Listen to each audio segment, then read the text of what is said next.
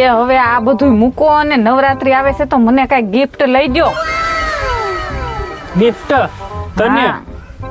હું જોતું છે તાર બોલ ને એક્ટિવા લઈ દઉં એક્ટિવા માર પાસે એ પડી. તો તને હું જણિયા સોડી લઈ દઉં સણિયા સોળીના ઢગલા પડ્યા છે માર પાસે.